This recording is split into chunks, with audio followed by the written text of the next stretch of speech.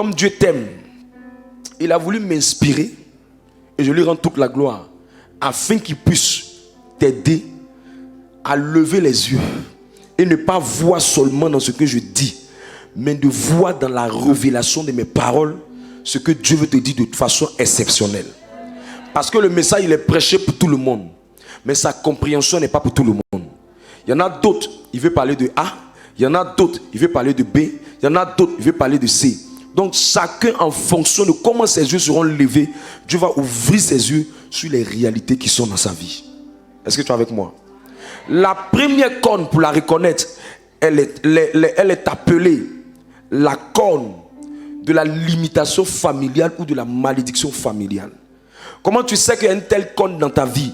Tu constates que le même blocage auquel tu es confronté, tu n'es pas la seule personne dans ta famille à vivre ce blocage. Là, ce n'est plus un blocage qui est lié à ta personne. Ce n'est plus un blocage qui est lié à ton péché. Ce n'est plus un blocage qui est lié au fait que tu n'es pas bien ou que tu n'es pas une bonne personne. Mais c'est un blocage qui vient simplement de la limitation familiale. Tu vois que ton frère aussi passe par là. Tu vois que ta soeur aussi passe par là. Tu vois que tes cousins aussi passent par là. Tu vois plus ou moins plusieurs personnes qui traversent la même chose dans la famille. Quelqu'un est avec moi? Donc quand tu sens ça, et tu regardes le problème que tu vis, tu vois que le problème là peut ne pas totalement se ressembler, mais le blocage est semblable. Le blocage est similaire. Alors ne cherche plus loin. Il faut simplement que la corne de la limitation familiale ou des malédictions familiales soit brisée. Quelqu'un est avec moi? Il faut que cela soit brisé. Alors dis: je brise les malédictions familiales. Je brise les limitations familiales. Au nom de Jésus. Corne veut dire quoi? Quand vous regardez la corne du buffle, c'est pas facile à casser. C'est pas facile à casser. Allez demander aux gens qui font, comment on les appelle même, les gens qui montent sur les buffles pour se déplacer souvent avec ça pour faire des... J'ai oublié le sport là. Allez remarquer ces personnes là. Quand les buffles sont énervés, leur corne peut renverser même un véhicule. La corne, dans la traduction biblique, j'ai fait des recherches pour toi, la corne veut simplement dire la puissance ou les puissances démoniaques. Donc une corne, c'est une puissance. C'est pour ça que Jésus va dire en Luc 10, 19, je vous ai donné le pouvoir de marcher sur les serpents et les scorpions, mais sur toute la puissance de l'ennemi. C'est-à-dire que Dieu lui-même reconnaît que Satan a une certaine puissance. Qui me suit? C'est pourquoi les cornes, on ne doit pas jouer avec elles. Et les premières catégories, ce sont les cornes qui viennent des malédictions de la famille ou les cornes qui viennent des limitations de la famille. Maintenant, il y a certaines personnes, leur corps ne les fatiguait pas quand ils étaient dans le monde. Mais quand ils ont commencé à prier beaucoup, leurs corps se sont réveillés. Tu sais pourquoi? Parce que hier, la corne ne s'était pas réveillée parce que tu allais aller jusqu'à un moment et tu allais revenir à la case de départ. Tu allais monter un moment dans ta vie et tu allais revenir dans une amertume comme jamais. Et ça, tu vois des grands cadres qui finissent par se retrouver dans la frustration et pas dans des conditions les plus déplorables, comme quelqu'un qui n'a jamais travaillé, comme quelqu'un qui n'a jamais été un cadre, comme quelqu'un qui n'a jamais été un grand fonctionnaire, comme quelqu'un qui n'a jamais rien réalisé. Parce que quand cette corne-là s'est levée, elle s'est levée à un moment de sa vie où il était très âgé, où il était très avancé. Et quand c'est comme ça, c'est frustrant. Quand c'est comme ça, c'est amer. Et quand Dieu ne veut pas te faire vivre ça, quand tu commences à prier, la corne là se réveille. Elle se réveille dans quel but? Elle se réveille parce que Dieu veut se servir de ça pour qu'un moment dans ta vie, cette corne là soit traitée. C'est pourquoi la Bible dit: mieux vaut briser le joug dans la jeunesse que d'avoir une vieillesse dans l'amertume. Mieux vaut briser le joug plus tôt que de briser le joug très tard. J'ai l'habitude de dire, quelqu'un qui ne s'est jamais lavé à l'eau chaude est plus en paix que quelqu'un qui s'est lavé à l'eau chaude et puis après ça s'est lavé à l'eau froide. J'ai l'habitude de dire, quelqu'un qui n'a jamais dormi dans un climatiseur est plus à l'aise que quelqu'un qui a commencé à dormir dans un climatiseur et puis un bon matin, les problèmes sont levés, sont de l'amener dans le ventilateur. J'ai l'habitude de dire, quelqu'un qui n'a pas connu beaucoup d'argent est mieux que quelqu'un qui a connu beaucoup d'argent. Mais à un moment donné, il redescend. Tu sais, quand tu es habitué à toujours dépenser 100 000, 200 000, 300 000 par mois, par semaine, le jour où tu n'as pas, c'est comme si on avait mis ses cœurs sur toi. Demandez à ceux qui ont eu un peu, ils peuvent savoir ce qu'ils sont en train de dire. J'ai l'habitude de dire, quelqu'un qui a toujours été très sapé, maman jolie, le haut des cheveux jusqu'aux pieds, c'est des choses de qualité, habits de qualité, sac de qualité, le vêtement de qualité, le pantalon de qualité, le haut de qualité, la coiffure, elle est de haute gamme. Et puis un bon matin, les limites de ta famille se réveillent et tu te retrouves en train de chercher comment. Donnez-moi le nom de la coiffure la plus dangereuse de la galère.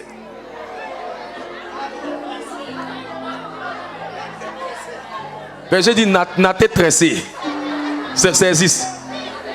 Naté tressé. Naté tressé.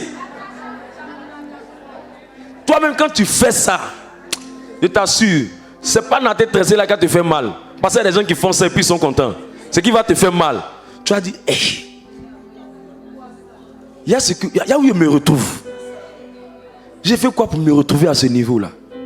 Donc quand tu arrives en Christ, Dieu veut renverser ça profondément afin que tu ne puisses plus jamais vivre ça. Je prie que ces cornes tombent dans le nom de Jésus-Christ. Éphésiens 2 verset 2, la deuxième corne, elle est appelée le prince de la puissance de l'air, ou on peut l'appeler les principautés. C'est la deuxième corne.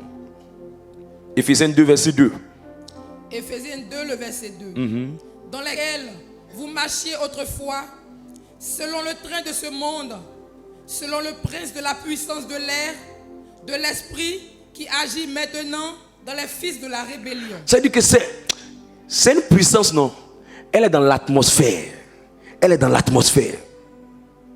J'ai dit à quelqu'un, pour que tu comprennes ça, j'ai dit à quelqu'un, mais tes activités que tu fais là, faut faire, ça va monter, tu vas avoir encore plus. La personne ne m'a pas répondu clairement.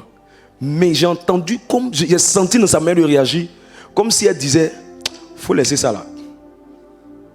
Faut laisser ça là. Faut laisser ça. En règle générale, quand tu vois quelqu'un qui dit faut laisser ça, ça veut dire que le système est trop compliqué que lui-même ne veut même pas rentrer dans ça pour avoir problème. Le système même le combat. Le système même est fermé. C'est un réseau. C'est un cercle. C'est ce qu'on appelle le prince de la puissance de l'air. Et dans le transport, il y a le prince de la puissance de l'air. Dans les médias, il y a le prince de la puissance de l'air. Dans la médecine, il y a le prince de la puissance de l'air. Dans la santé, il y a le prince de la puissance de l'air. Dans tous les systèmes, il y a un prince. Il y a quelque chose qui dit le système doit fonctionner comme ça. Et tous ceux qui veulent aller dans le sens contraire, il y a des gens qui se lèvent contre toi. Qui comprend ce qu'il explique là? C'est pas que toi-même tu veux ça, mais il y a des gens qui se lèvent contre toi. Parce que tout le monde a toujours fonctionné comme ça. Toi, tu veux venir changer ça. On dit ici, là, dans notre entreprise, voilà comment ça se passe. Ils n'aspirent pas à des grandes choses. Ils sont dedans. C'est les ragots, les palabres, les histoires. Toi, tu arrives dans le système. Le prince de la puissance de l'air va te combattre. Et il y a quelqu'un qui est derrière. Tu vas devenir son ennemi. Comment tu reconnais que le prince de la puissance de l'air est en manifestation? Tu ne sais pas pourquoi, mais il y a une autorité dans l'entreprise, dans le système, dans l'affaire, qui te combat, qui te hait, qui te jalouse. C'est quelqu'un qui ne veut même pas. Et tout ce que tu subis, lui, il est caché derrière. Et c'est lui qui mène tous les complots pour que ça échoue. Il est caché derrière. Ton embauche doit déjà être signée. Hein? Le boss a vu, mais il y a quelqu'un à côté de lui. C'est pour ça qu'on dit les fils de la rébellion. C'est quelqu'un qui ne veut pas que quelqu'un évolue dans le système. Et lui, il est derrière. Et il monte le coup. Il mélange les choses. Il ne sait pas pourquoi. C'est un prince de la puissance de l'air. Il y a des gens, leur dossier, c'est juste un ministre qui doit signer. Mais quelque chose le prend. Il y a un découragement qui le prend. Il y a des pensées qui le prennent. Et puis il ne fait plus. Le dossier est devant son bureau, il peut signer ça vite. Hein. Il est en train de traîner. Le DRH sur le dossier peut signer, mais il est en train de traîner. Le président peut signer, mais il est en train de traîner. C'est l'esprit, le prince de la puissance de l'air qui amène ce genre de personnes à faire ça. Mais je prie aujourd'hui et je lève ma main de prophète que tout environnement qui combat quelqu'un, jusqu'à ce que ce séminaire finisse, sa vie sera restaurée dans le nom de Jésus-Christ. Sa vie sera restaurée dans le nom de Jésus-Christ. Luc 1, 52. La brochi karararosha. Il y a toujours quelqu'un qui mélange les choses. Toujours quelqu'un. Toujours quelqu'un. Toujours. Tu arrives, tu rentres dans un grand marché. Tout le marché, tu vois là, il y a une seule personne, c'est le big boss du marché. Mais derrière le big boss man, souvent même le big boss man est là, il est marionnette. Il y a quelqu'un dans le règne spirituel, c'est lui qui dirige la chose. Tu rentres dans un grand système, un grand supermarché. Il y a le boss qui peut être là, mais il y a quelqu'un qui est derrière le boss, qui fait tout. Souvent, c'est des personnes même qui sont dans des pratiques. Souvent, c'est des gens qui font des mauvaises choses. Et tu ne comprends pas le système, je dis, tu ne connais pas. Ils vont t'humilier comme ce n'est pas permis. Voilà la solution pour ceux-là. Allons-y. Luc 1, le verset 52. Il a renversé les puissants de leur trône. Eux là, la solution là, ils doivent être renversés. Eux là, ils doivent être renversés de leur trône. C'est leur trône, ils sont assis dans l'entreprise, eux veulent vieillir dedans. C'est devenu leur trône. Ils veulent devenir des nanas dans l'entreprise. Ils veulent devenir des nanas dans le système. Ils veulent eux seuls manger. Ils veulent eux seuls s'en sortir. Et ils veulent que les autres soient le lèche-botte. Ils veulent manipuler les gens. La Bible dit, eux là, on les renverse. Tu rentres dans une famille ou dans une belle famille, il y a toujours les puissances qui sont assises sur le trône. Trône, il ne faut pas chercher loin. C'est chaise royale, c'est tabouret. Il dit qu'il est dans son affaire là, ça fait longtemps. C'est ce que le trône veut dire. Il ne faut pas venir le déranger. Toi, tu es venu changer les choses. Toi, tu es qui? Faut quelqu'un maintenant, il a étudié, il a tellement étudié qu'il arrive avec son gros master. Maintenant, vous savez, selon nos études, nous devons faire des perspectives pour améliorer le système de cette entreprise. Passer du chiffre d'affaires de 10 millions, nous allons monter maintenant à 100 millions. Frère, s'il n'y a pas les puissances de leur trône là-bas, il n'y a pas un là-bas, il n'y a pas une principauté, tu vas voir que ton idée sera bien accueillie. Mais s'il y a une principauté là-bas, il va dire, toi tu veux dire quoi? Il ne va pas voir l'idée, il va voir ta personne. Il ne va pas voir l'évolution qu'il va apporter, l'idée qu'il va apporter, la sagesse qui va faire que le chiffre d'affaires va augmenter. Et puis Dieu peut faire grâce, le salaire va augmenter. Mais lui, il va dire jamais tout ça là. Et puis il va commencer à te jalouser. Et il peut penser, ils ont des choses bizarres. Puisque il se dit que tu es venu sur sa place, tu veux prendre. Quelqu'un comprend ce qu'il est en train de dire là? C'est sa place. Lui dans sa tête là, c'est place. Quand il voit quelqu'un être place, il te regarde, place. Il veut prendre ma place. Il veut prendre ma position. Mais il ne fait pas le travail. Il est là pour le nom, il est là pour le titre, il est là pour la forme.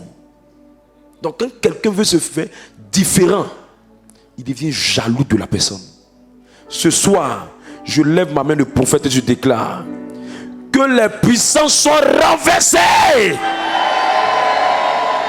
Renversées. Quand les puissances sont quelque part, c'est vrai, quand tu arrives dans une entreprise, tu vas dire, mais ma soeur, je n'ai pas fait ça. Mon frère, il faut laisser cette affaire-là. Si tu entends quelqu'un te dire ça, c'est que la puissance a fini par l'engloutir. Où je suis là? Moi, je suis déjà parti. Ça là même là. Je suis fatigué. Quand tu entends quelqu'un dire, faut chercher loin. C'est la puissance de l'air qu'il a avalé. Parce qu'il se rend compte, il ne comprend pas. Il a l'impression que, parce qu'on dit c'est l'air, la puissance de l'air, c'est l'air. Donc, il a l'impression que les autres aussi ne voient pas ce que lui voit. Ils sont aveuglés, c'est le vent. Quand le vent souffle, ça soulève tout ce qui va dans le même sens. Donc il y a des gens qui veulent sortir du système, mais n'arrivent pas. Aujourd'hui, pendant que nous prêchons, je ne suis pas là seulement pour prêcher. Je suis là pour te dire, s'il y a quelqu'un qui est assis sur un tabouret depuis des années, la brachakabaya, mon Dieu le renverse. Lui ou son tabouret, sa position, tout sera brûlé là-bas dans le nom de Jésus-Christ. Ce soir, tu seras blindé pour que tous ceux qui vont commencer à travailler cette saison-là, il n'y a aucune principauté qui va tenir devant toi. Il complote, lui-même il tombe dans le complot. Les Aman qui se lèvent pour essayer de mélanger Esther et Mardochée, eux-mêmes s'accusent un crise. C'est eux-mêmes qui seront humiliés. La force qu'ils ont creusée pour que toi tu tombes dedans et puis qu'on dit du n'importe quoi sur toi, c'est sur eux-mêmes que ça retourne. Au nom de yes, yes, yes, yes, yes, yes, yes, yes, yes.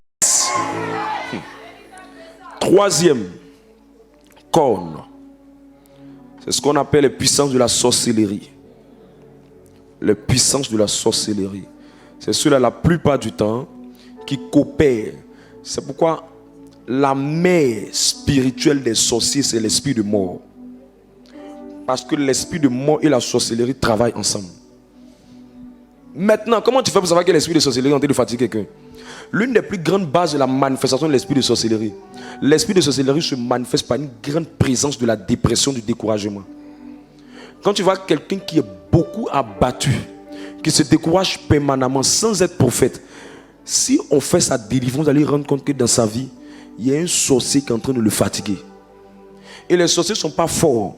Leur première âme pour abattre quelqu'un, leur première âme pour tuer quelqu'un, leur première âme pour bloquer quelqu'un, c'est de mettre dans la personne un fort esprit de découragement, de dépression, d'abattement, de tristesse.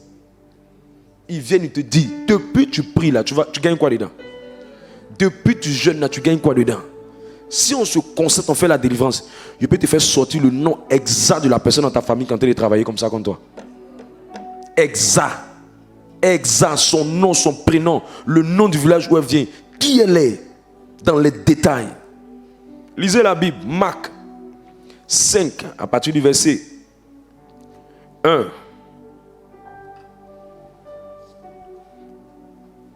Mais je sais que tu auras la victoire sur ça.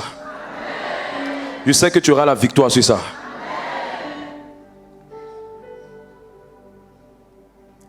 Marc 5, à partir du verset 1. Il arrivait à l'autre bord de la mer, dans le pays des Gadaréniens. Aussitôt que Jésus fut hors de la barque, il vint au-devant de lui un homme sortant des sépulcres et possédé d'un esprit impur. Il sortait d'où? De cimetières. Les familles où on meurt le plus, c'est les familles où les sorciers sont les présidents de la République. J'ai dit quoi?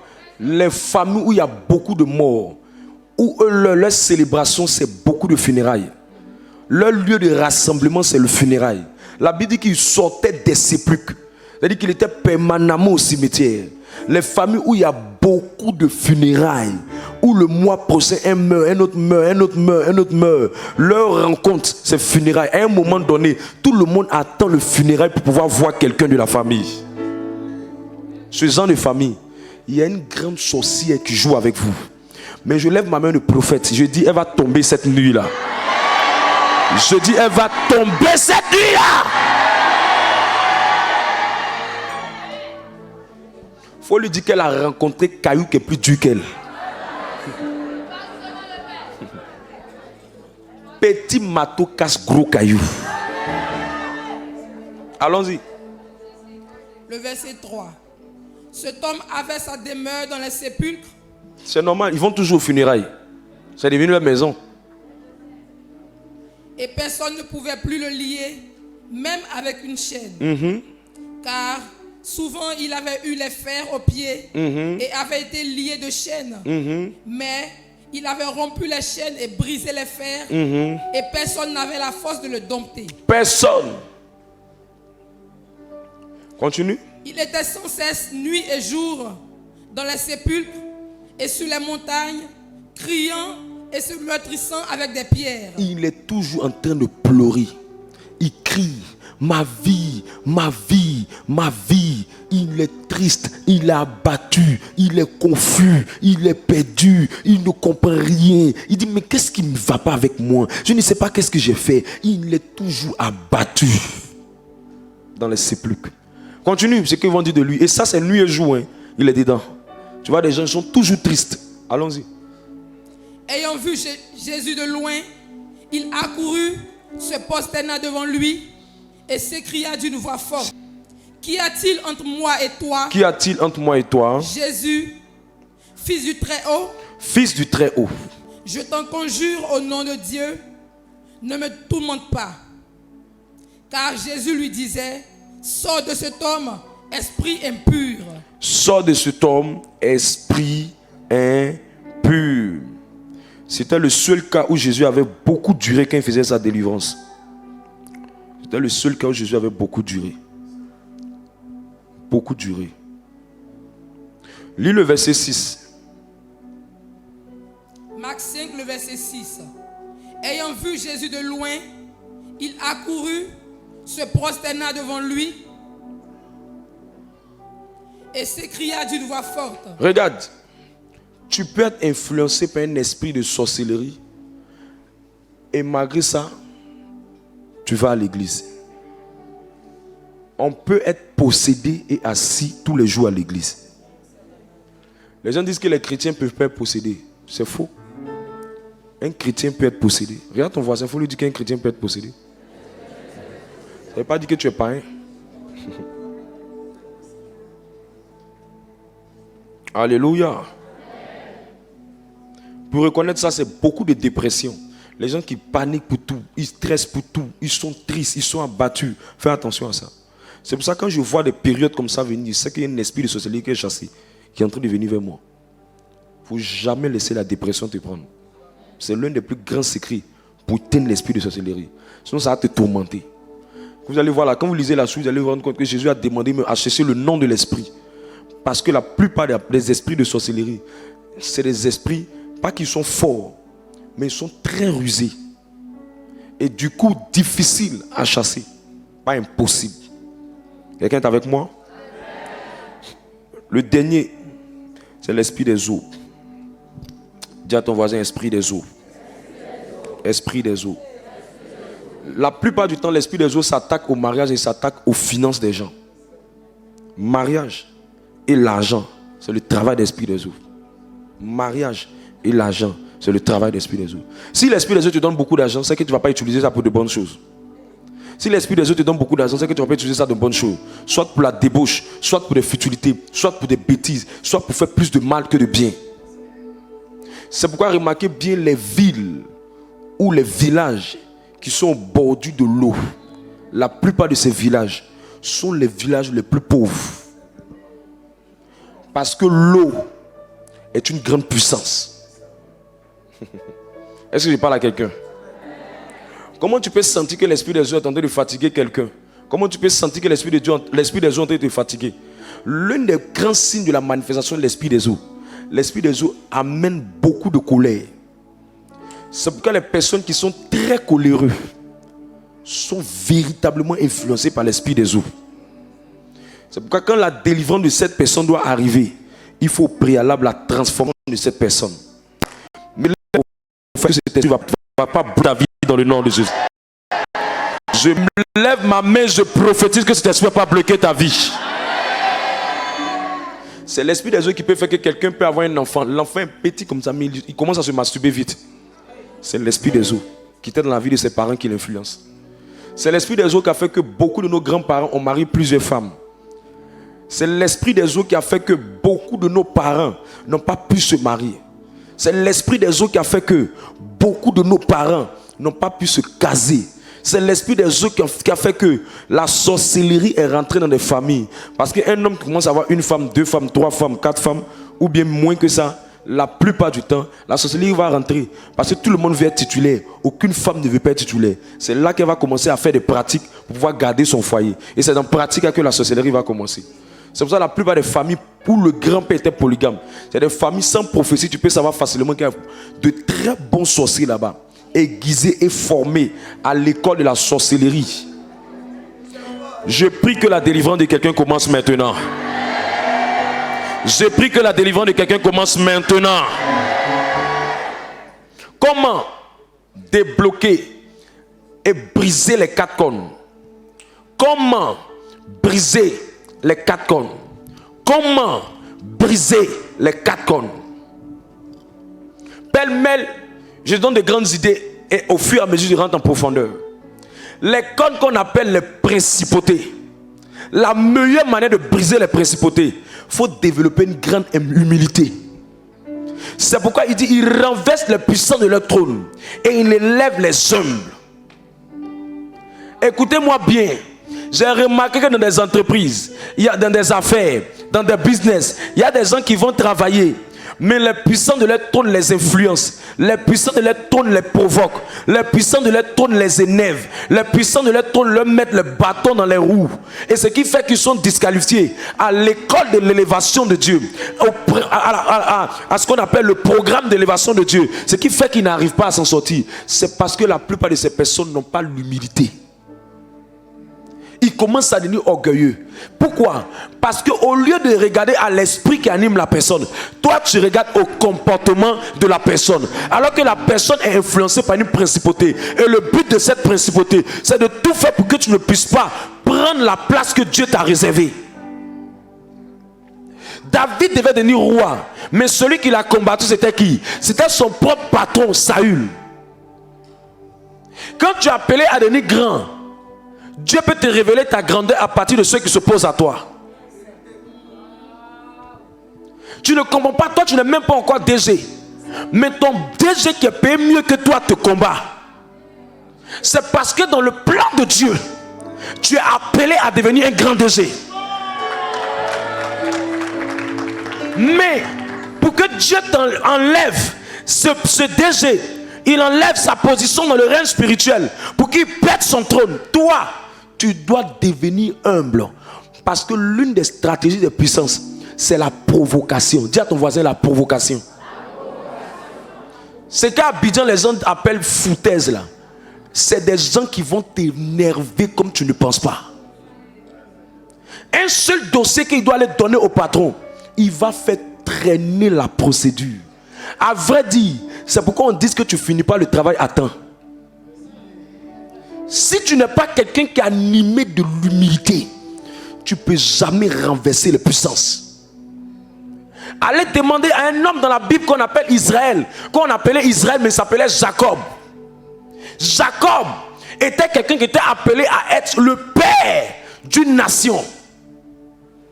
Mais pour que Jacob devienne le père d'une nation qu'on appelle Israël, pour que Dieu change son nom, la première délivrance que Dieu a commencé dans la vie de Jacob, c'était de rendre Jacob humble.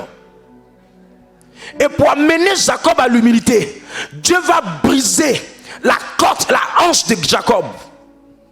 Et briser la hanche de Jacob, c'est quoi? C'est casser son orgueil, c'est casser son ego, c'est casser sa fierté, c'est casser sa personne, c'est casser ce sur quoi il prend appui pour dire, moi je suis ça, moi je suis le DG, moi je suis le ceci, moi je suis le cela, moi j'ai étudié ici, moi je fais cela, moi je suis joli, moi je pense ceci. C'est pourquoi la plupart des personnes que Dieu veut élever, il fait exprès pour briser l'ego qui est en eux.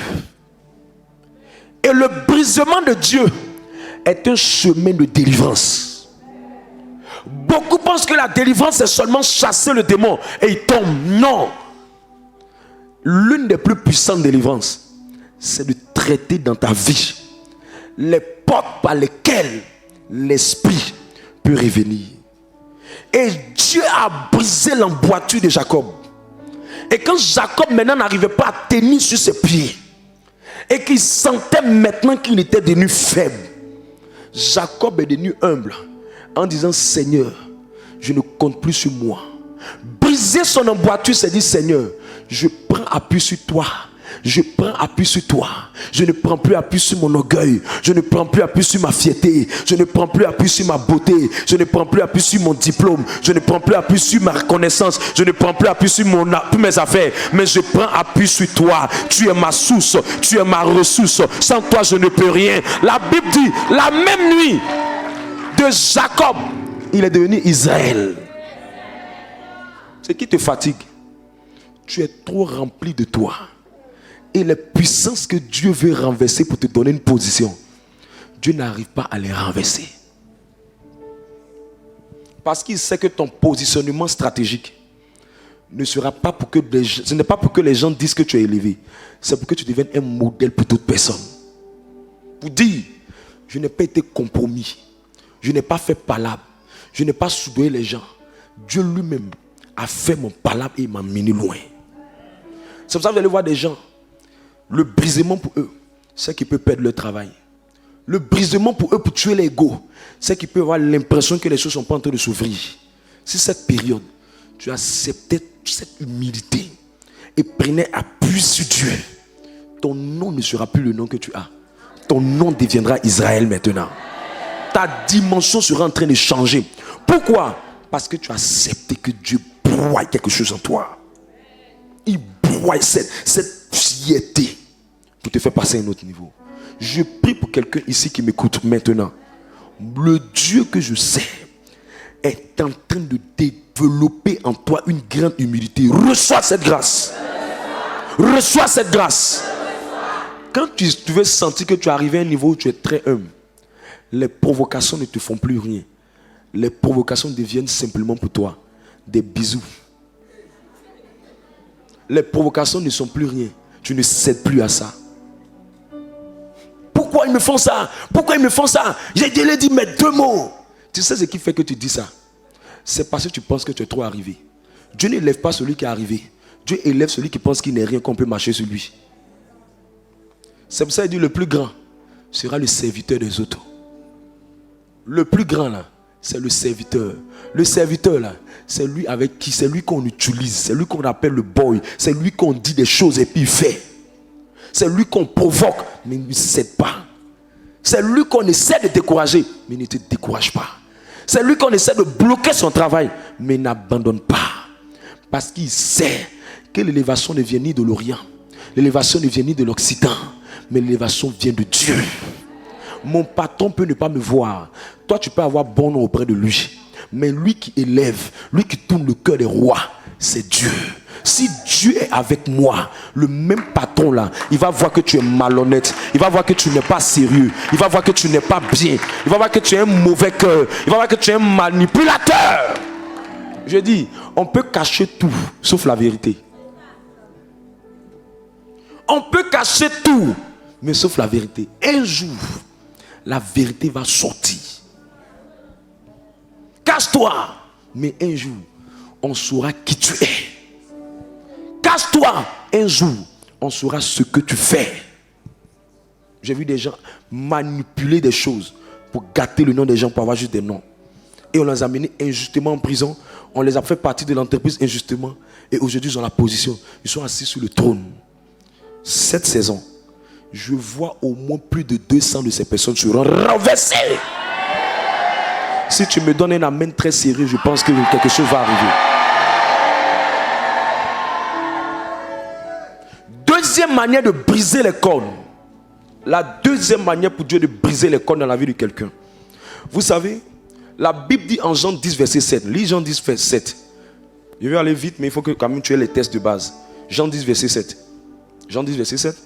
Jean 10, le verset 7. Jésus le dit encore. En vérité, je vous le dis, je suis la porte des brebis. Je suis la porte des brebis. Regarde, la seule personne, quand il ouvre, personne ne peut fermer. C'est Jésus. Et Jésus dit qu'il est la porte. Donc ça veut dire que toute porte qui est fermée, si Jésus dit qu'il est la porte, ça veut dire qu'il a la capacité d'ouvrir n'importe quelle porte. Que ce soit une porte de fer, que ce soit une porte en bronze, que ce soit une porte en or, que ce soit une porte en diamant, que ce soit une porte en émeraude, que ce soit une porte de tout type d'appareil. Jésus dit, il est la porte. Et la meilleure manière de donner à Jésus, d'ouvrir les portes qui sont fermées et bloquées dans ta vie, c'est de passer par ce qu'on appelle la nouvelle naissance spirituelle. Plusieurs personnes ont la naissance biologique, mais méprisent la naissance spirituelle. Il y a une différence entre la naissance biologique et la naissance spirituelle. La naissance biologique fait de toi un enfant d'une famille portant le nom de famille de ton père. Mais la naissance spirituelle fait de toi un né de nouveau en Christ et portant le nom et la marque et l'étiquette d'enfant de Dieu.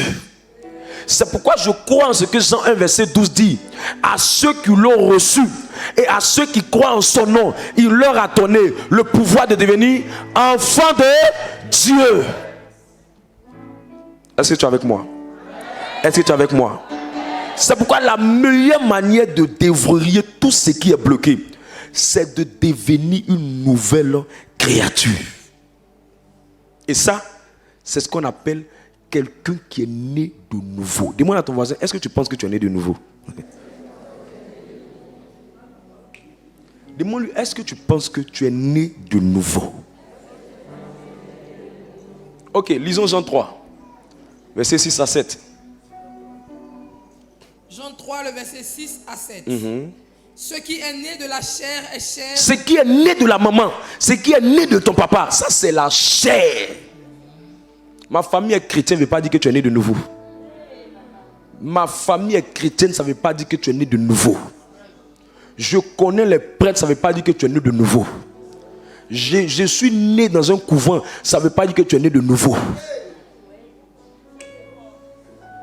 Quand j'étais petit, j'ai fait des rêves. Les rêves où j'ai vu des choses, ça ne veut pas dire que tu es né de nouveau. Connaître le langage des chrétiens, alléluia, shalom, ça ne veut pas dire que tu es né de nouveau. Parler en langue, ça ne veut pas dire que tu es né de nouveau. Prêcher, ça ne veut pas dire que tu es né de nouveau. Aller à l'église, ça ne veut pas dire que tu es né de nouveau. Vivre les expériences spirituelles, ça ne veut pas dire que tu es né de nouveau. Il y a la naissance biologique et il y a la naissance spirituelle. La naissance de la chair, ce qui est né de la chair est chair. Maintenant, ce qui est né de l'esprit, c'est quoi? Allons-y. Et ce qui est né de l'esprit est esprit. Ne t'étonne pas que je t'ai dit, il faut que vous naissiez de nouveau. Pourquoi il lui dit ça? Parce que simplement lui, il était un docteur de la loi qui maîtrisait les choses, mais il n'était pas né de nouveau. Frère, Dieu m'a dit, il y a des gens qui vont à l'église, mais ils ne sont pas devenus de nouvelles créatures. C'est pourquoi la plupart de leurs situations n'arrivent pas à se débloquer. Parce que eux-mêmes, ils ne sont pas entrés dans la maison de Dieu par là. Ils ne sont pas entrés par la maison de Dieu. Ils ne sont pas devenus chrétiens par la porte. Ils sont devenus chrétiens par la fenêtre. Est-ce que je peux te parler? Non, tu dis un amen bien, puis je te parle. Quand tu es né par la porte, tu es né de nouveau. Parce que Jésus dit que les brebis vont entrer en lui. Par la porte, il est la porte de l'enclos. Et toute personne qui passe par la fenêtre, toute personne qui escalade est un djihadiste, un braqueur spirituel. C'est pourquoi quand les gens ne sont pas nés de nouveau, il y a des signes que vous allez voir. Je te donne 3 signes qui confirment que quelqu'un est né de nouveau. L'autre définition qu'on appelle de né de nouveau, si le mot né de nouveau est trop compliqué pour toi ici, l'autre nom qu'on donne à né de nouveau, c'est rencontrer Christ, pas rencontrer une église.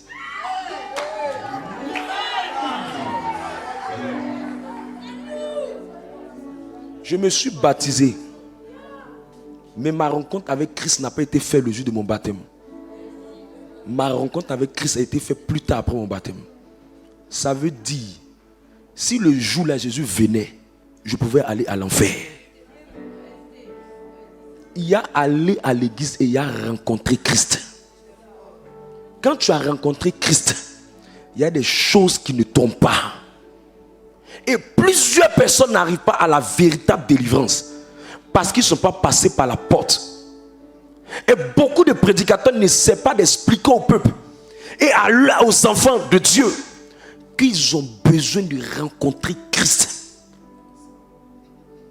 Lisez la Bible, vous allez vous rendre compte que même les gens qui connaissaient la Torah, la loi hébraïque, la loi de Moïse, souvent n'étaient même pas encore convertis, n'avaient pas encore rencontré Christ.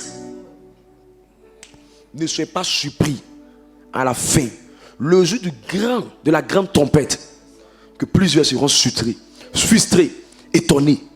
Et je ne veux pas que l'assemblée que le Seigneur m'a donné de conduire par grâce, non pas par la vertu de ma force, mais du vase de terre que je suis, pour mettre le vase de trésor en moi et m'utiliser.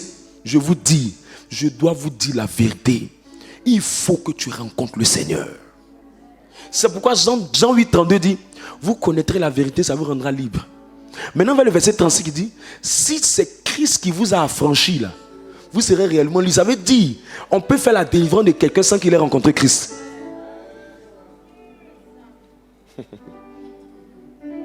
C'est pourquoi je dis, on a fait des erreurs.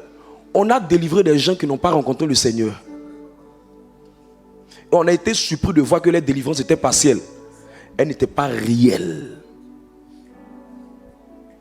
3 signes qui confirment que réellement tu as rencontré le Seigneur. La première chose qui montre que quelqu'un a réellement rencontré le Seigneur, c'est qu'il commence à être gêné dans le péché. Il n'est pas parfait, mais il est gêné. Il est gêné. Quand j'ai fait mon baptême, je n'étais pas gêné par mon péché. Mais quand j'ai rencontré Christ, j'étais gêné. Même quand je mentais à mon oncle, quand je lui disais que je partais quelque part et que ce n'est pas là-bas que je partais, il y avait une voix en moi qui me disait, tu as menti. Ce que tu as fait n'est pas bon. La voix à l'intérieur de moi, c'était la voix du Christ que j'avais rencontré. Si vous voyez quelqu'un qui est à l'aise dans le péché, que ce soit un homme de Dieu, que ce soit une femme de Dieu, que ce soit un chrétien, que ce soit un maître de cœur, que ce soit quelqu'un qui est responsable sur une paroisse ou à l'église, cela ne doit rien vous dire. C'est juste quelqu'un qui n'est pas rentré en Dieu par la porte, il est rentré en Dieu par la fenêtre. Tu sais, tu peux arriver sur une paroisse, le prêtre n'a même pas des gens avec qui travailler, et puis il arrive, il te prend. Comme une de mes filles qui s'est retrouvée en Italie, elle arrive en Italie là-bas. On dit il n'y a personne, on ne sait pas qui va lire. Tout le reste, c'est les vieux. On sait qu'ils lisent, c'est pas maintenant qui étaient ici. Ils l'ont pris dans la foule, ils m'ont dit viens, tu as fait la lecture de la messe. Si quelqu'un la voit en train de lire, il va dire mais dis donc, quelle voix. Mais elle-même, elle venait d'un gloglo. Alors dis à ton voisin, ne sois pas impressionné par les titres. Le dégoût du péché. Le dégoût du péché. La haine. Tu ne te plais plus dans le péché. C'est bizarre, mais tu ne supportes plus. Qui ressent ça vraiment? Ça ne te plaît pas? Mais je n'arrive pas à comprendre comment des gens, tu peux attraper tu peux porter serviette avec quelqu'un qui ne t'a pas marié et tu tournes dans le salon.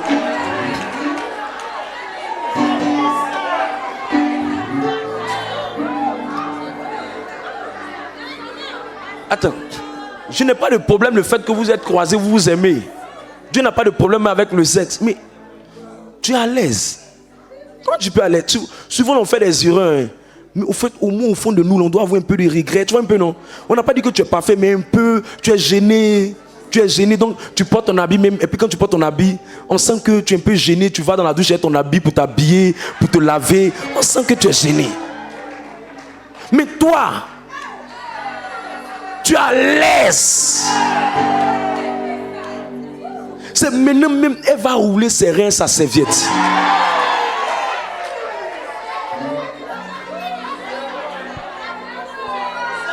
Et le monsieur, elle appelle le monsieur papa pour mettre dessus. Et le monsieur l'appelle maman pour mettre dessus. Attends. Parce que eux, ils ont eu l'argent des matelas, eux, ils ont eu famille comme ça. Je comprends pourquoi le prix des loyers sont en train de monter. Je comprends. Ça va réduire les faux foyers. On n'a pas dit que tu... faut te gêner un peu. Faut avoir un peu honte. Faut être dérangé. Bah, Dieu me voit. Et c'est ça là. C'est vrai, on s'est connus, on entend de s'aimer, mais il faut qu'on fasse attention. Tu es dérangé. Tu vas aller, tu viens, tu te confies. Ah vraiment, papa, je sens que je suis pas dans des conditions comme il faut. J'ai besoin que le Seigneur m'aide. Je veux communier. On sent que tu es dérangé. Ceux-là, ils ont rencontré Dieu. Mais ceux qui sont à l'aise dedans, ils sont bien dedans. Ils s'en foutent dedans. Et le comme même, ce sont eux-mêmes à la messe. Ils prennent la communion jusqu'à il lave sa main.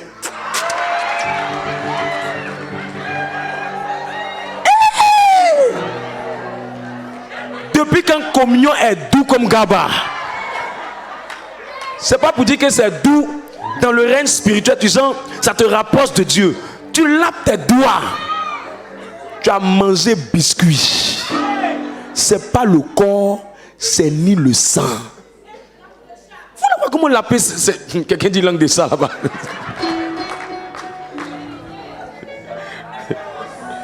Je prie que le Saint-Esprit te transforme. Deuxième signe, la soif, la grande soif de rester dans la présence de Dieu. Nous tous, quand tu as rencontré le Seigneur, non, tu as envie de partir. Aujourd'hui, tu veux partir faire la messe, tu veux communier. Qui a connu un peu cette expérience-là? En tout cas, quand tu as rencontré le Seigneur, on dit programme de prière, tu veux venir, tu as envie de prier, tu veux faire le rosaire. Il y a quelque chose en toi, tu as envie d'être toujours proche de la présence de Dieu. Tu as envie d'être toujours proche de la maison de Dieu. Tu as envie de venir à la prière. Tous ceux que vous voyez qui disent non, je n'ai pas envie de venir, là, ils ne sont pas encore sauvés. Leur nom n'est pas écrit dans le livre de vie. Quand tu es sauvé, quand tu as rencontré Jésus, il y a un désir brûlant de passer le temps avec lui. Une soif surnaturelle d'être avec lui. Là où Dieu bouge, tu bouges. Il y a un feu en toi, il y a un zèle en toi. Tu es presque déterminé à être là où Dieu veut être. Ils sont en train de donner des conseils pour savoir que tu es avec quelqu'un qui est converti. En même temps que ça marche pour toi-même. Voilà les signes qui vont te permettre de savoir que tu es en train de cheminer avec quelqu'un. Est-ce qu'il est converti? Il ne faut pas que quelqu'un va te blaguer. Il ne faut pas que quelqu'un va te mentir. Je vais à l'église, ma soeur. Mon affaire de Dieu. Je dis, si tu lui donnes,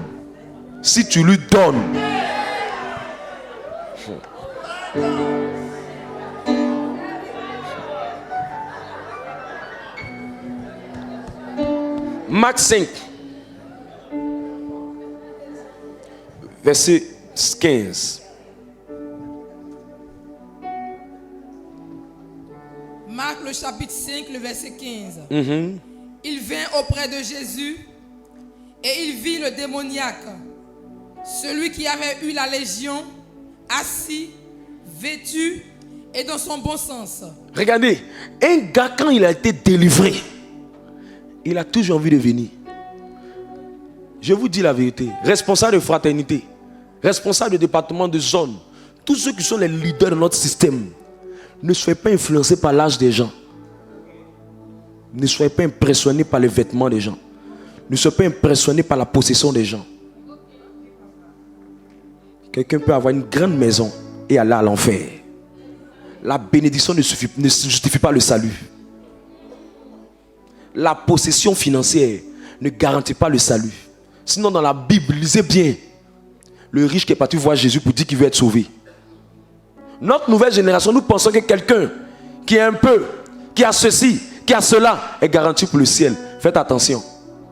Faites attention. Ne sois pas impressionné par ça. Tu peux le voir avec toutes ses possessions, mais spirituellement, il porte des couches et des couches spirituelles. Il est bébé. Il n'est même pas encore sauvé. Ne sois pas impressionné par ça. Parlez de Christ aux gens. Suivez les gens. Baptisez les gens. Et le deuxième signe que quelqu'un est sauvé, ou le deuxième signe que quelqu'un a rencontré Jésus, il aime être dans sa présence. Ma soeur, je te dis la vérité. Moi, je devais prêcher l'évangile.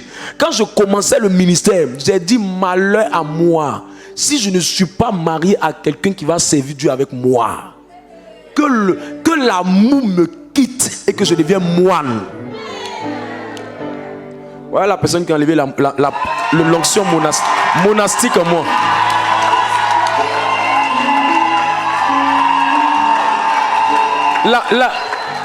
La personne qui a changé ma vocation.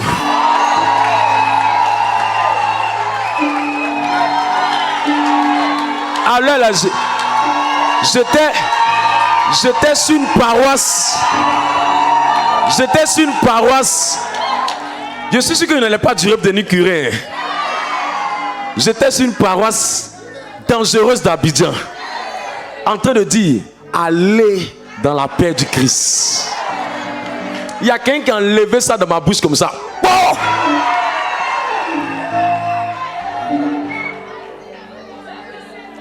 J'ai dit, en ce moment, je fréquentais beaucoup les sœurs.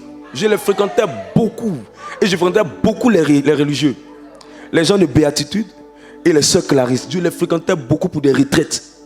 Et tous les jours, j'ai dit, Dieu, si je ne peux pas être avec quelqu'un avec qui j'ai servi, c'est pas la peine. C'est pas la peine. Est-ce que quelqu'un peut acclamer le roi des rois?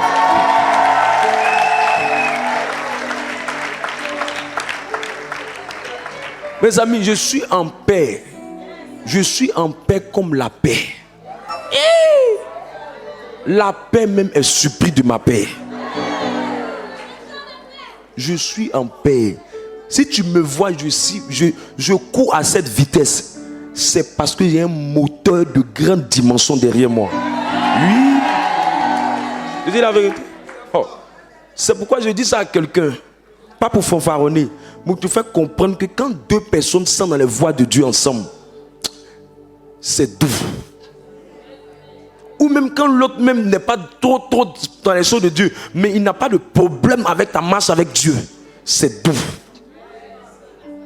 Dans les deux sens, c'est doux. Il y a des gens aussi, ils viennent beaucoup à la prière, mais ils ne sont pas encore sauvés. Le désir d'être dans la présence de Dieu, le désir d'être auprès de Jésus, le désir d'être au pied du Maître, de rester avec Christ tous les jours. C'est un signe que tu es délivré. Les membres qui viennent aujourd'hui ne viennent pas demain, ils viennent aujourd'hui, ils ne viennent pas demain. C'est des esprits qui les fatiguent. Priez pour leur délivrance, priez pour leur libération, priez pour leur restauration. Ne pleurez pas, venez, priez beaucoup pour eux. Le jour où l'esprit là va les quitter, ils vont commencer à chercher Dieu parce qu'ils vont le rencontrer véritablement. Verset 18. Marc 5, le verset 18. Comme il montait dans la barque, celui qui avait été démoniaque lui demanda la permission de rester avec lui. Lui demanda la permission de rester avec lui. Il était tellement zélé pour Jésus qu'il veut être partout où Jésus est. Quand vous êtes sauvé, quand vous êtes converti, quand vous êtes né de nouveau, votre désir, c'est de rester où Jésus est. C'est de rester où Jésus est. C'est d'être où Jésus est. Vous voulez venir à la prière. On dit mercredi tu es là. On dit dimanche tu es là. Tu as envie d'être là dans sa présence. Dans sa présence. Il dit permets-moi de rester avec toi. Je vais rester avec toi. Je vais rester avec toi. L'esprit qui me fatiguait là. C'est s'il reste avec toi que je serai protégé. C'est s'il reste avec toi que les problèmes vont plus venir. C'est s'il reste avec toi que les choses vont devenir encore meilleures pour moi. Il voulait rester avec lui. Parce qu'il savait que Jésus était tout pour lui. Tu n'es pas encore sauvé. Moi j'ai peur pour ton ciel. Souvent tu demandes des choses au Seigneur, il ne veut pas te donner parce qu'il sent que tu n'es pas sauvé. Et si tu retournes dans le monde, ce n'est pas bon pour toi. C'est ton petit chemin que tu es en train de faire là, qui va te prendre. Mais toi tu ne veux pas. Toi tu lui demandes la bénédiction sans le salut. Or, toute bénédiction qui n'est pas accompagnée du salut, il y a chagrin derrière. Tout ce que Dieu met dans tes mains comme matériel, s'il n'y a pas le salut derrière, tu vas souffrir. C'est pourquoi ta décision première, c'est de d'abord venir à Christ, suivre Christ. Et ensuite, le reste va venir. Il dit, venez à moi. On vient d'abord à lui et ensuite il donne le repos. Mais nous, on veut le repos sans venir à lui. Demande à ton voisin, est-ce que tu penses que tu es sauvé? Troisième signe, c'est que la personne bavarde beaucoup. Son affaire de parler beaucoup de Dieu, ça devient fort. Quand elle est avec ses amis, ses frères dans la foi, il peut parler de Jésus seulement. Il y a la prière, le département. Elle a fait de parler de Dieu beaucoup. Et ça fait que naturellement, comme c'est des gens qui aiment beaucoup parler d'affaires de Dieu, naturellement ça devient des personnes qui aiment beaucoup évangéliser. Et l'un des signes que quelqu'un est vraiment sauvé, il invite beaucoup les gens. Il est venu manger quelque chose, il a vu que c'est doux. Il veut que d'autres aussi viennent. Donc il passe son temps à beaucoup inviter. Mais quand tu vois quelqu'un qu'on est obligé de dire invite, il n'est pas encore sauvé. Tu peux pas manger dans un restaurant, c'est doux, puis tu veux pas que d'autres personnes viennent manger là-bas. Jean 4, verset 29.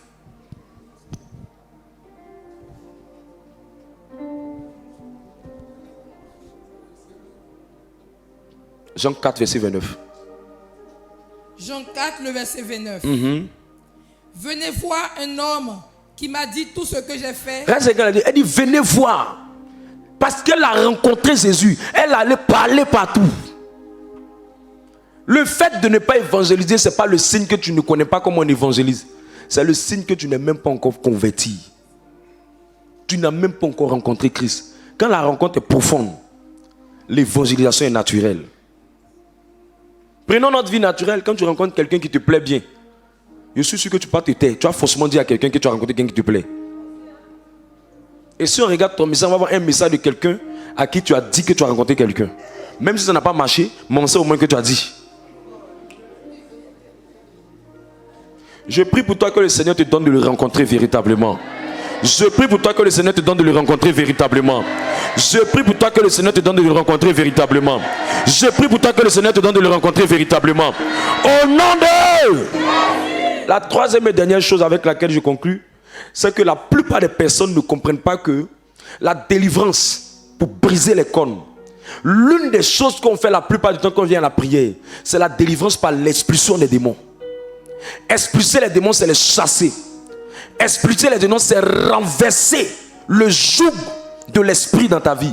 Quand le joug de l'esprit est brisé, quand le joug de l'esprit est cassé, quand le joug de l'esprit est renversé, l'esprit part, l'esprit retourne, l'esprit se perd, l'esprit ne meurt pas, l'esprit va dans les lieux arides. Tu comprends ça? Tout démon chassé ne meurt pas. Tout démon chassé va dans les lieux arides, cherchant à nouveau vers qui il va aller. Le jour où les démons vont quitter totalement la terre, c'est le jour où Jésus va venir. Sinon les démons ont un contrat de bail. Leur contrat de bail finit à la fin des temps. Quelqu'un dit non, pourquoi on fait beaucoup de délivrance? Même pour que les hommes comprennent l'enseignement, si on ne les délivre pas, ils ne comprennent rien. Quelqu'un a dit, mais pourquoi chaque fois qu'on doit venir, il doit avoir des esprits qu'on chasse? Je te dis, les démons sont dans l'air, ils sont dans l'atmosphère. La preuve, en lit ta Bible et regarder la télévision, si les démons n'étaient pas dans la tête, tu allais lire ta Bible plus que regarder la télévision. Donc les démons même sont déjà nombreux. Et chaque fois qu'il y a beaucoup d'assemblées où on chasse les démons deviennent de plus en plus dangereux, méchants et démons. Ils deviennent mauvais, agressifs, sans pitié. Tu es avec moi? Et un démon chassé ne veut pas dire que tu es délivré. Un démon chassé veut dire que le joug est brisé, que tu viens d'expérimenter la libération qui est différente de la délivrance. La libération, c'est l'expulsion du démon. La libération, c'est la destruction du joug. Mais la délivrance, c'est lorsque l'esprit ne peut plus revenir. La délivrance, c'est lorsque l'esprit ne peut plus retrouver quelque chose à l'intérieur de toi pour venir s'installer. Plusieurs sont libérés, mais il y a peu qui sont véritablement délivrés. Écoutez, ce qui fait qu'un esprit qu'on a chassé revient, ce qui fait qu'il tient quelqu'un. Plusieurs se posent la question, mais on m'a délivré, on a chassé Marie de nuit, on a chassé Sirène des eaux, on a chassé tant, on a chassé ceci, on a chassé le sorcier, on a chassé on a brisé la malédiction. Ce qui fait que les choses là reviennent, les codes là reviennent se positionner. C'est qu'il y a quelque chose en toi, une faiblesse, un mauvais caractère qui le tient dans ta vie. Un mauvais caractère qui le tient dans ta vie. Et que ce mauvais caractère te le tient et le maintient dans ta vie, il peut venir comme il veut, comme s'il était en train de danser. Il peut aller, revenir, aller, revenir. Tant que ce mauvais comportement, tant que ce caractère, tant que cette manière de faire et d'être n'est pas extirpée, enlevé, arraché, changé, transformé, la délivrance n'est pas pleine, elle n'est pas totale, elle n'est pas véritable, elle n'est pas réelle. C'est pourquoi beaucoup ne comprennent pas pourquoi Marie de nuit vient. Marie de nuit vient parce que on a chassé l'esprit des eaux, mais tu es encore toujours en train de flirter avec des hommes. Marie de nuit vient, on a chassé l'esprit des eaux, mais tu n'es même pas sur le chemin de te marier. Marie de nuit vient, on a chassé l'esprit des eaux, mais ton cœur n'aspire pas à la sainteté, à la pureté. Tu te masturbes. Tu continues de faire encore d'avoir des rapports sexuels hors mariage. Tu vas à des rendez-vous pour bouffer des gars. Tu joues avec ta vie. Tu joues avec ton corps. Alors que ton corps est le temple du Saint-Esprit. L'esprit est sorti. Mais si tu utilises le même corps pour faire des bêtises, l'esprit va revenir. Non, on a chassé cet esprit. L'esprit qui faisait qu'il ne pouvait pas me marier, on l'a chassé. L'esprit qui faisait que ça avait bloqué mon mari, on l'a chassé. Mais comment ça fait que je vis encore les mêmes problèmes, homme de Dieu? Mais l'esprit là, il n'est pas fort. Mais ton comportement n'a pas changé. La délivrance totale vient lorsque ton comportement est transformé. Beaucoup n'acceptent pas la transformation. Ils jouent les paresseux. Parce que la transformation ne vient pas par la prière. La transformation va venir par la décision, la résolution, la détermination de dire ça, j'arrête de le faire. Les gens veulent la magie. C'est pourquoi beaucoup sont mentis, on le blague. Ils tombent dans la main des loups-garous appelés hommes de Dieu. Pourquoi? Parce que les gens ne veulent pas leur dire la vérité. La vérité est très importante pour toi. Change d'attitude, change de comportement. C'est pourquoi les malédictions familiales, les mêmes problèmes que ta soeur qui ne vient pas à la prière vivre, les mêmes problèmes que tes frères qui ne viennent pas à la prière vivre, les mêmes limites de la famille te maintiennent. Parce qu'au fait, l'esprit est chassé, le joug est brisé, mais l'esprit revient parce que tu n'as pas pris la ferme résolution d'arrêter ça, de changer ça, d'abandonner ça. Ta colère est violente.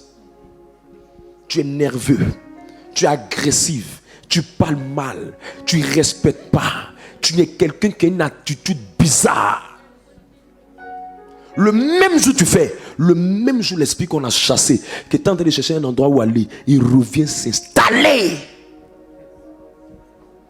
Et quand il revient s'installer, il appelle 7 autres esprits mauvais que ça. Tu sais pourquoi la dernière fois tu as échoué à ce que tu es en train de faire? Parce que le même esprit d'échec qu'on a chassé est parti, mais il y a un comportement par lequel il est revenu. Mais quand tu viens, tu pleures. Non, je ne comprends pas. Les esprits me fatiguent. Les esprits me fatiguent. Efface les numéros de tes pointeurs vite. Et arrête de nous distraire. Arrête de distraire l'œuvre de Dieu. Arrête de distraire l'œuvre de Dieu. Mes amis, quand tu dis que tu prends le chemin de la délivrance des eaux, il faut être ferme dans ce que tu vas faire. J'ai l'habitude de dire, quand tu sais d'où tu viens, tu sais comment tu prends tes dispositions pour ne pas aller. Qui veut aller loin menace ses montures. Tu sais que dans ta famille, votre problème c'est mariage. Tu ne vas pas dans un rendez-vous de n'importe qui. Parce que tu sais que ce n'est pas n'importe qui peut te marier.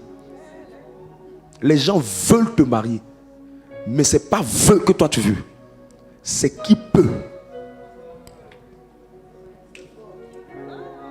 Ça veut dire quoi? Ça veut dire que sa décision de te marier peut être forte. Mais sa capacité de te marier peut être faible. Parce que toi, on ne te marie pas parce qu'on veut. Toi, on te marie parce qu'on peut.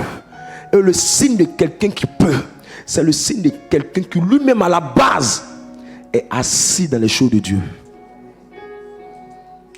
Il aime les choses de Dieu. C'est pourquoi tes combats doivent déterminer ton chemin. Ton chemin. C'est quelle colère qui te fatigue depuis là? On te parle un peu, tu es nerveux. On te parle un peu, tu es nerveux. On te parle un peu, tu es nerveux. Tout esprit que tu peux pas, que tu cherches à renverser, il ne faut pas attirer l'esprit là par ta manière de faire. Le diable n'est pas mauvais. Le diable n'est pas fort. Mais le comportement là continue de te travailler. La dernière fois on a prophétisé sur toi. La dernière fois on a prié pour toi. On a donné un délai à Dieu. Seigneur, dans 7 jours. Seigneur, dans 2 semaines. Seigneur, dans 1 mois. Fais quelque chose pour ta fille. Le même jour, les anges se sont levés. Ils partaient exécuter la prophétie. Le diable a mené un comportement que tu as commencé à développer, qui a ouvert la porte à l'esprit qu'on avait chassé depuis longtemps. Et comme l'esprit là n'était pas bon, il est revenu fort encore grave que ce qu'il avait fait. Et tu es là, je ne sais pas ma vie, je tourne tout. Quand tu étais en train de te mettre en colère, que tu criais comme si tu n'étais pas un chrétien là. On était là-bas avec toi. La Bible dit Job 22, verset 28. À tes résolutions répondra le succès. Je peux chasser l'esprit de stérilité dans ta vie. Dieu m'a aidé avec le manteau de la délivrance. Dieu m'a aidé avec le manteau de la guérison. Dieu m'a aidé avec le manteau des bébés miracles. Dieu m'a aidé avec le manteau pour prier pour que les gens aient du travail. Dieu m'a aidé avec le manteau des portes ouvertes. Dieu m'a aidé. Par sa pure grâce, il m'a aidé. Mais tout esprit qu'on a chassé dans les 4 murs, ton comportement va déterminer s'ils vont revenir ou ils ne vont plus revenir. Change. Change. Change. Tu ne peux pas avoir dans ton téléphone des images bizarres. Tu vas sur les réseaux sociaux pour regarder les formes des filles. Tu vas sur les réseaux sociaux pour regarder les formes des hommes. Tu dis non, je vais à l'église. Tu fais du bruit. La plupart du temps, tu chasses les esprits, ils ne réagissent pas. Tu peux nous blaguer. Mais le diable est un manipulateur. Il va jouer avec toi. Il va jouer avec toi. Et si par hasard tu es rentré dans ta grâce, la même grâce va te dégoûter. Parce que tu vas souffrir dans cette grâce. Et comme Dieu ne veut pas, tu vis des blocages. On ne peut pas renverser les 4 cônes, briser les 4 cônes, sans prendre la ferme résolution. Après qu'on ait chassé l'esprit des eaux, chassé l'esprit de sorcellerie, chassé l'esprit de mort, chassé briser les malédictions, toi-même, tu as ta part. L'homme de Dieu ne va pas attraper tes mains pour que tu dises Seigneur, aide-moi à être doux à la place de la colère. Seigneur, aide-moi à être quelqu'un qui respecte à la place de l'impolitesse. Aide-moi à être quelqu'un qui a une vie de prière à la place de la chair. L'homme de Dieu ne fera pas ça à ta place. C'est ta responsabilité. Dieu a sa part. Toi aussi, tu as ta part. C'est une coopération. C'est une union. Ton silence est bizarre. Tu me regardes comme un phobie. Je parle à des hommes, mais je parle où? Si j'avais dit que tu allais voyager la dernière fois, tu allais me dire oui, amen. Mais là, ce que je suis en train de dire, ça ne t'arrange pas. C'est le genre de message quand les hommes de Dieu ont peur de prêcher, parce que ça ne donne pas offrande. C'est le genre de message que les hommes de Dieu ont peur de prêcher, parce que ça fait fuir les fidèles. C'est le genre de message que les gens ont peur de prêcher, parce que les gens ne supportent pas ce genre de message. Ils veulent qu'on leur dise seulement ce qu'ils veulent entendre. Arrête ça.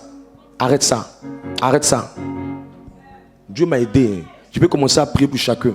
Je sais au minimum qu'il peut y avoir au moins une centaine de témoignages dedans. Ça, je sais que Dieu m'a aidé vraiment. Je sais que Dieu m'a aidé. Mais faut que toi-même tu prennes certaines décisions. Toi-même prends certaines décisions. Prends certaines décisions. Tu vois comment les choses vont commencer à bouger pour toi. Tu vois comment les choses vont commencer à changer pour toi.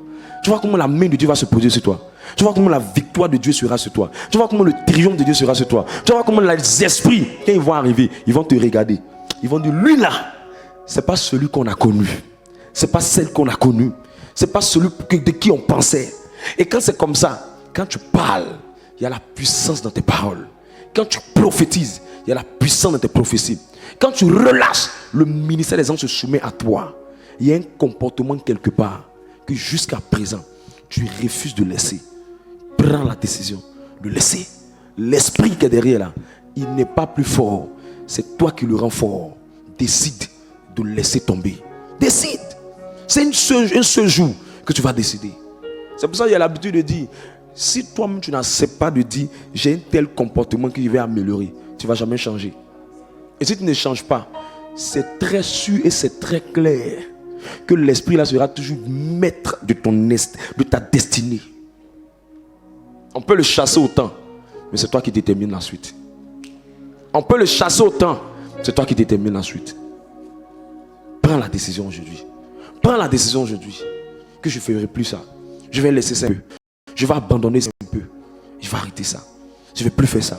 Je vais forniquer. Je ne vais plus commencer à me masturber. Je ne vais plus commencer à prendre l'enfant des gens puis ne pas marier l'enfant des gens. Je ne vais plus commencer à mener une vie bizarre. Je ne vais plus me mettre avec beaucoup d'amis bizarres. Je vais commencer à améliorer ma vie, à garder ma vie dans les voies de Dieu. Et je vais demander l'aide de Dieu d'améliorer. Pendant que tu es en train de développer les fruits de l'Esprit de Dieu, tu es en train de développer la bonté, tu es en train de développer la douceur, tu es en train de développer la patience, tu es en train de développer la tempérance, tu es en train de développer la fidélité, tu es en train de développer les dons, les fruits de l'Esprit. Un caractère nouveau s'installe en toi. Le caractère de Christ. Quand le caractère de Christ en toi, la vie Zoé s'installe en toi. Quand la vie Zoé est en toi, ce n'est plus toi qui vis, c'est Christ qui vit en toi.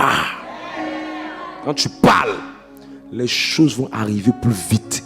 Les choses vont arriver plus fort. Les choses vont arriver plus loin. Tu diras, mais je ne sais pas, ce sont mes mêmes prières, mais c'est les mêmes personnes, c'est les mêmes feux que je mets. Mais tu n'as pas compris qu'il y a une autre vertu qui s'est mise en toi. Cette vertu de pureté. Un temps où on s'amuse, mais un temps où on se réveille. Réveille-toi. Ne joue plus avec ta vie.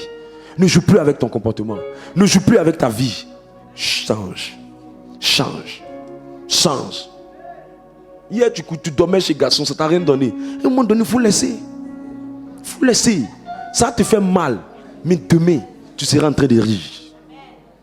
Ça te fait mal aujourd'hui. Mais demain, tu auras une distinction entre les gens d'avant, entre les gens qui t'ont connu hier et les gens qui vont te connaître aujourd'hui. Que quelqu'un se décide. Que quelqu'un se décide. Que quelqu'un se décide. Qui est prêt à se décider cette saison? C'est pourquoi je dis, le combat spirituel, ce n'est pas le volume de ta voix. Oh. C'est la vie Zoé en toi. La vie Zoé en toi. Tu sais, là, je suis arrêté comme ça. Là. Je peux prendre quelqu'un. Et puis, j'ai l'attrapé, j'ai commencé à prier pour lui. Pendant que je suis en train de prier pour lui, à cause de la vie Zoé en moi, la puissance de Dieu qui va sortir de moi pour agir dans la vie de cette personne, va venir de deux choses. Un, il est vrai qu'il y a mon alliance avec le Seigneur. Mais deux, il y a le caractère de Christ qui est en moi, là, qui va faire que Dieu aura du mal à me refuser des choses. Je dis toujours, on n'est pas homme de Dieu parce qu'on prend le micro. On est homme de Dieu parce qu'on développe les vertus de Dieu. Homme de Dieu veut dire représentant de Dieu. Homme de Dieu, ce n'est pas un titre. Homme de Dieu, ce n'est pas un poste. Homme de Dieu, ce n'est pas un travail. Homme de Dieu, c'est une nature. C'est une nature. C'est Dieu vivant en quelqu'un. Qui fait de lui qu'on ne sent plus son sang. On ne sent plus ses os. On ne sent plus son âme. Mais on sent Christ à l'intérieur de lui. Quand la maladie vient, Christ en lui détruit ça. Quand les esprits viennent, Christ en lui renverse ça. Est le cœur de Christ. Est le comportement de Christ, est la vie de Christ, aime les gens, n'aime pas ceux seulement qui t'aiment. Et le signe que tu aimes ceux qui t'aiment, qui aiment ceux qui ne t'aiment pas, c'est que même quand les gens se comportent mal avec toi, tu continues d'aimer les personnes. Tu continues d'aimer les personnes. Tu ne combats pas les gens, tu ne rentres pas dans les rivalités, dans les concours, dans les concurrences, dans ceci. Tu as un cœur pour Dieu. Tu as un cœur pour Dieu. Tu ne laisses plus quiconque te manipuler. Tu ne laisses plus quiconque essayer de faire ce qu'il doit faire pour bloquer tes grâces. Parce que tu sais que tes grâces ne dépendent pas du comportement d'un homme avec toi. Tes grâces dépendent du Dieu que tu suis. Deviens Christ. Manifeste Christ. Développe Christ. Respire Christ. Vis Christ. Pas ta vie d'amour. Pas ta vie de consécration, de pureté. Tu vas voir, le lion de la tribu de Juda en toi va sortir. Quand tu vas prophétiser, tu vas prier. On dira, mais nous tous on prie. Mais lui, il a prié. Mais on a l'impression que Dieu est plus près pour lui. C'est pas que Dieu est plus près. Il y a quelque chose à l'intérieur de toi. Il y a quelque chose à l'intérieur de toi. Et c'est ça qui fait que les délivrances sont puissantes.